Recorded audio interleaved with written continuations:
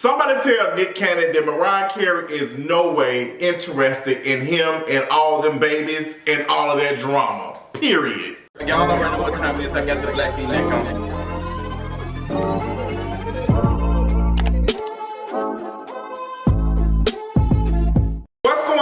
Welcome to another King Reed's video. What is the tea? Happy Friday. I hope y'all enjoying your Friday evening wherever what time you're watching this, girl. I know I miss you all.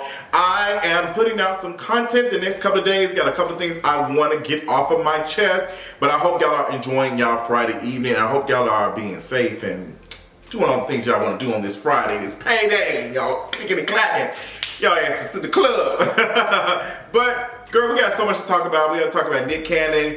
Girl, like him dropping his song about Mariah Carey. Girl, she's not interested in the least.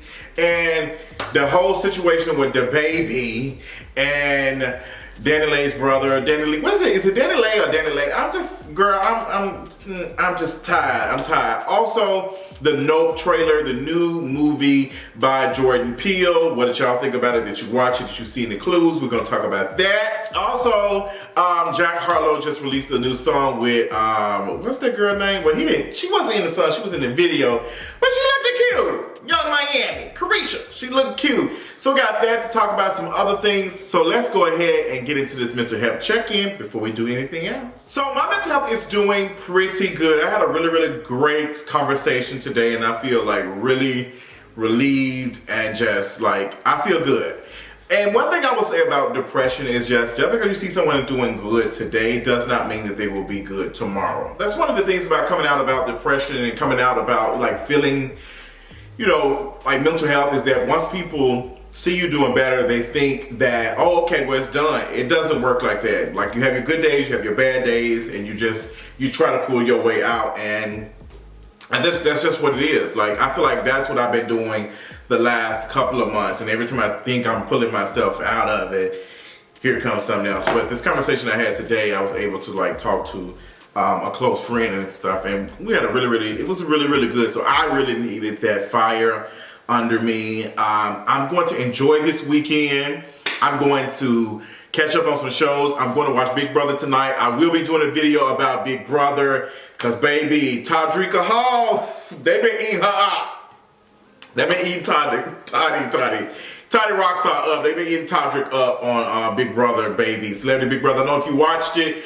I think when the episode comes out tonight, we're going to see who's going to win, you know, HOA later on tonight and some other stuff. I think, yeah, we're going to see if Misha used the power of veto to save Carson or Lamar. It's going to be interesting. Also, yeah, like that's all I'm doing this weekend is just like catching up on some stuff, relaxing, and cleaning out. I'm gonna try to clean out my garage and organize my closet.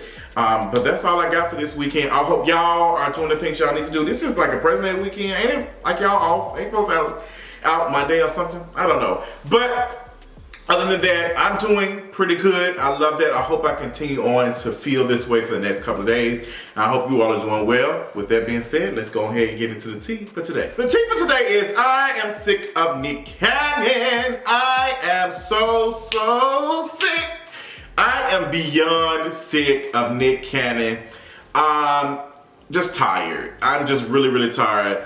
And I'm reading this story about Nick Cannon. He said he feels heavy guilt for not spending more time with his late son, Zen.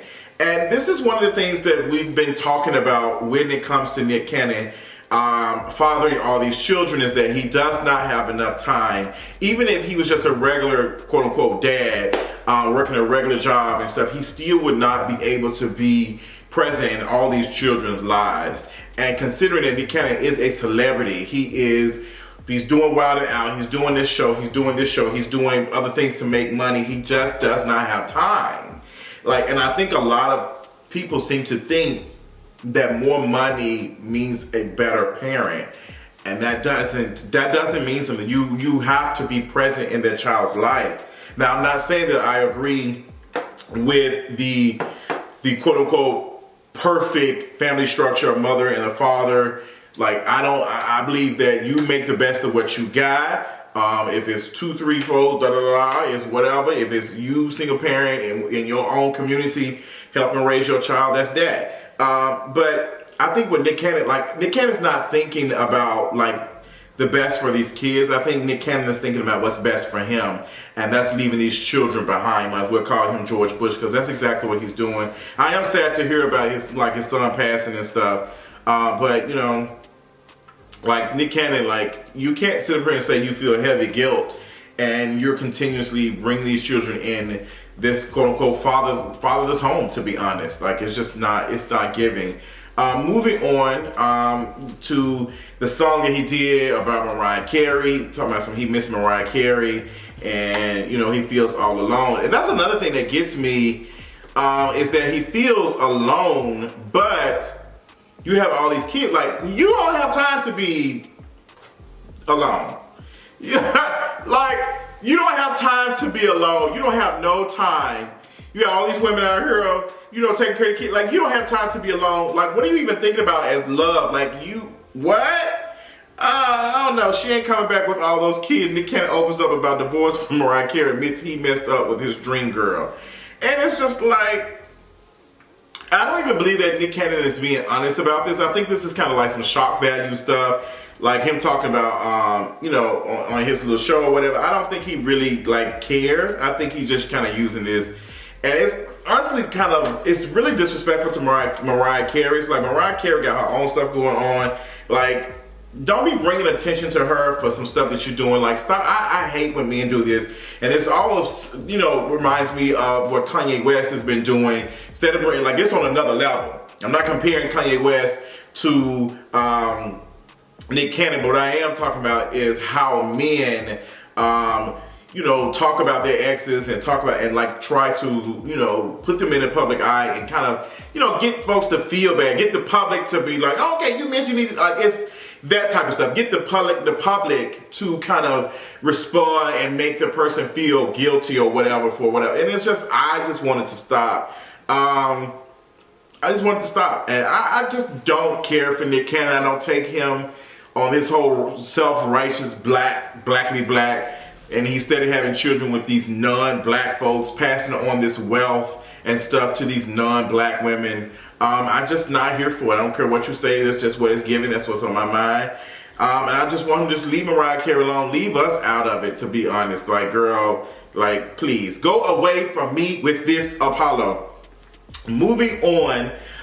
We need to talk about this. I know y'all all have seen it by now. The DaBaby and Danile's brother, like, fight at the bowling alley. Girl, that was so trash. Like, you literally had the dancing dude, like, dancing at this event. And then they fight, like, it was so ghetto. Like, you had DaBaby's team jumping on this man, beating him up, and, like, DaBaby, it was just like, sis got molly-whopped.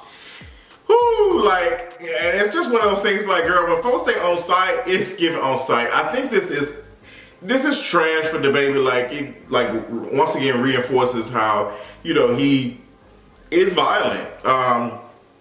We doing unnecessary stuff, and it just doesn't help the image of him. It just doesn't. And I don't even want to get into this drama, and it's honestly because I feel like all of it's just very petty, and I honestly do not care about Danile's brother, Danile, or even DaBaby, but just like, you know, just seeing how he's reacting and all the other stuff, and seeing that Danile's brother is, you know, now trying to sue DaBaby for the incident.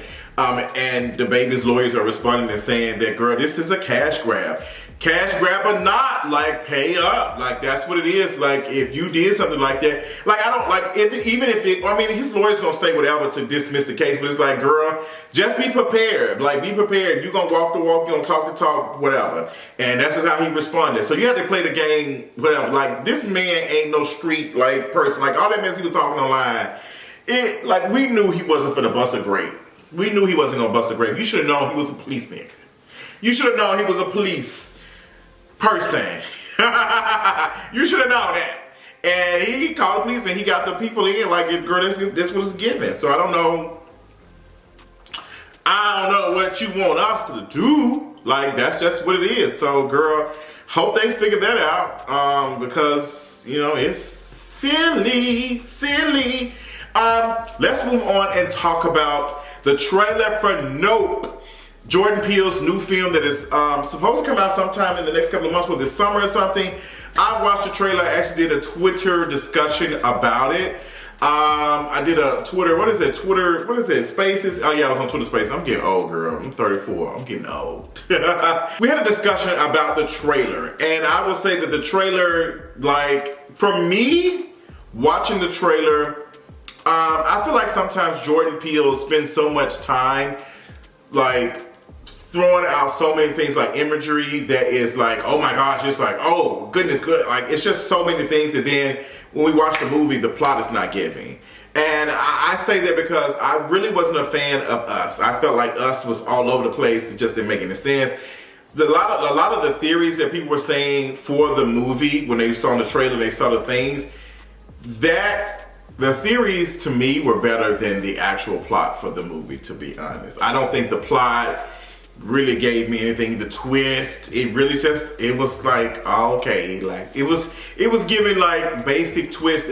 I was expecting more, but it just didn't give. I just didn't like the movie. I'm not saying that Jordan Peele is not talented, but what I am saying is that Jordan Peele is now in this position where when he does stuff like this, people are like, oh my gosh, it's like, it's giving me things, oh my God, like they should.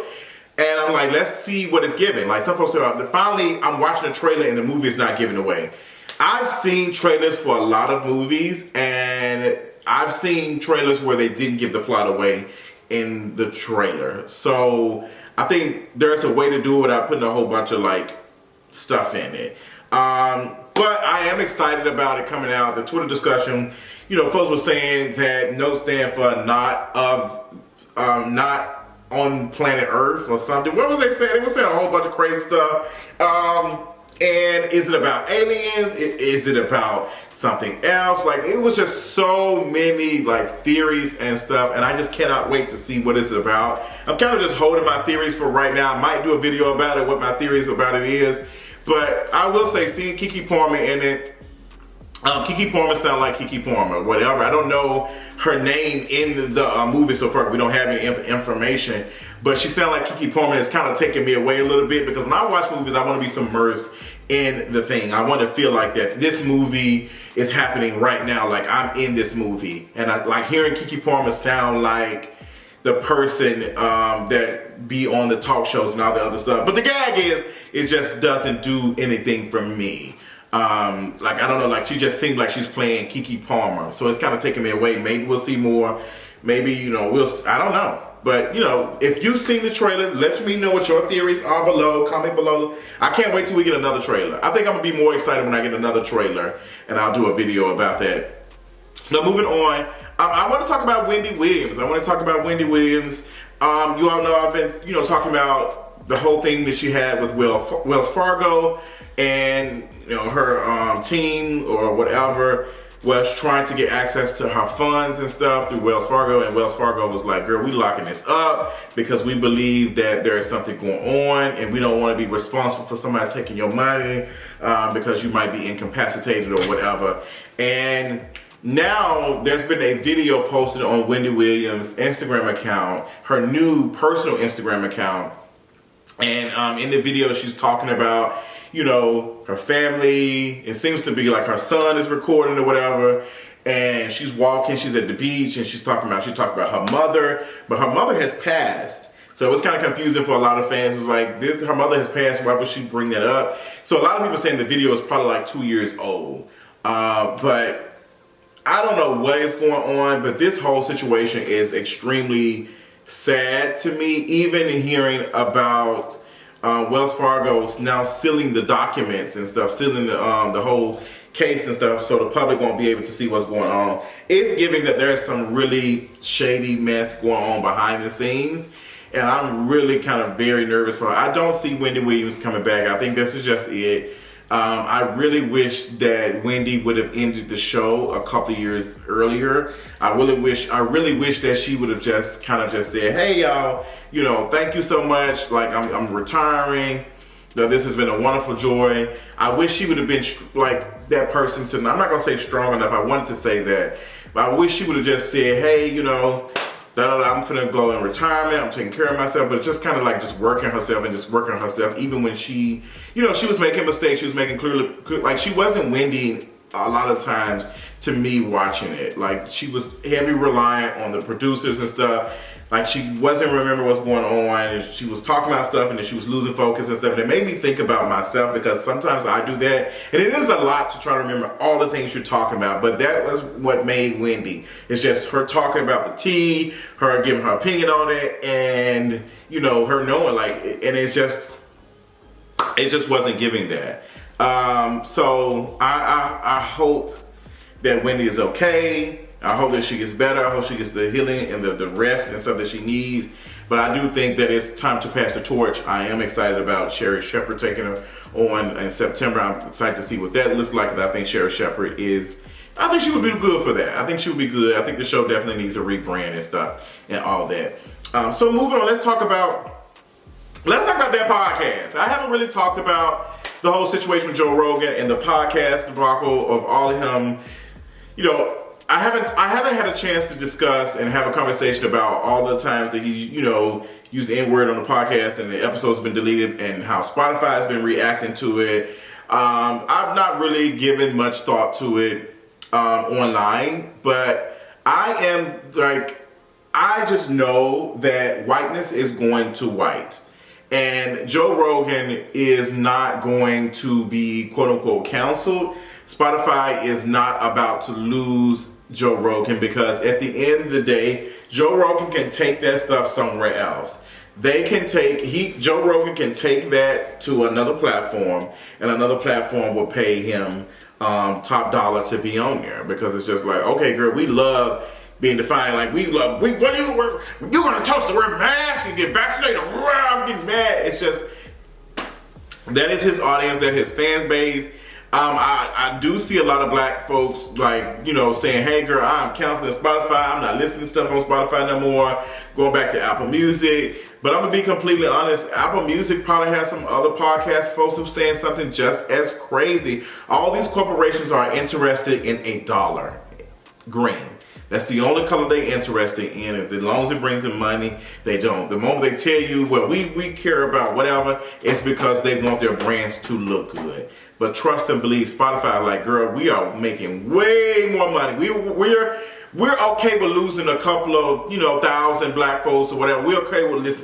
But girl, this is a bag for us. So like, morals ain't got nothing to do with it. These companies do not have morals. They want bread. They want company. It's about capitalism at the end of the day. That's why capitalism will not save us.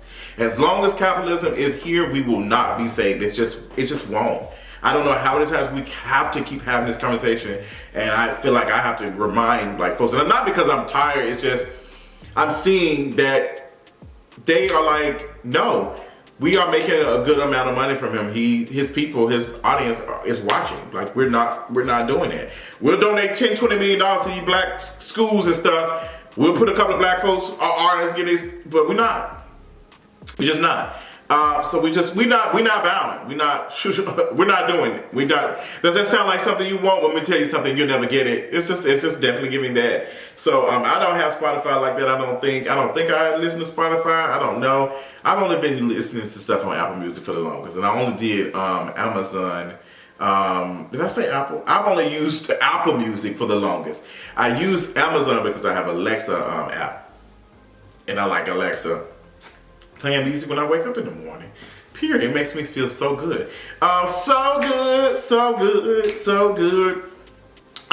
Yes, got a chance to see the Jack Harlow video. What was it called? Nail Tech Miami. Rashad looked amazing walking. The song is cute. What's interesting is seeing Kanye West post on his Instagram that Jack Harlow is that N-word. I'm like, oh my God. Black History Month.